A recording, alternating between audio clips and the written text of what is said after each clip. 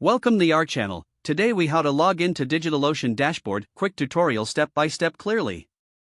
Begin by opening your preferred web browser. In the address bar, type in the URL for DigitalOcean. Press the enter key to navigate to the website. Once the page loads, locate the sign in button, typically found in the upper right corner. Click on the sign in button. You will be directed to the login page. Here, enter your registered email address in the first field. In the second field, input your password. If you want to stay signed in on this device, check the box labeled Remember Me. Once you've entered your credentials, click on the Sign In button. Wait a moment as your information is processed. If your login details are correct, you will be redirected to the DigitalOcean dashboard. In case you've forgotten your password, click on the Forgot Password link. Follow the prompts to reset your password if necessary. Once you're on the dashboard, explore the features available to you. If the page does not load, refresh the browser or try again in a private or incognito window.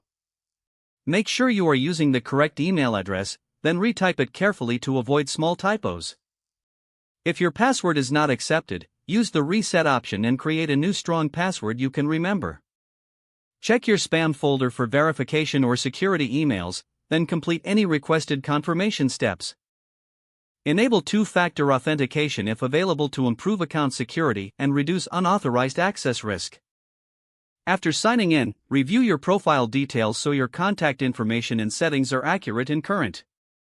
If you see an error message, note it down and try again after restarting your device and internet connection. Log out when you finish, especially on shared devices, to keep your account and payment information secure. If the page does not load, refresh the browser or try again in a private or incognito window. Make sure you are using the correct email address, then retype it carefully to avoid small typos.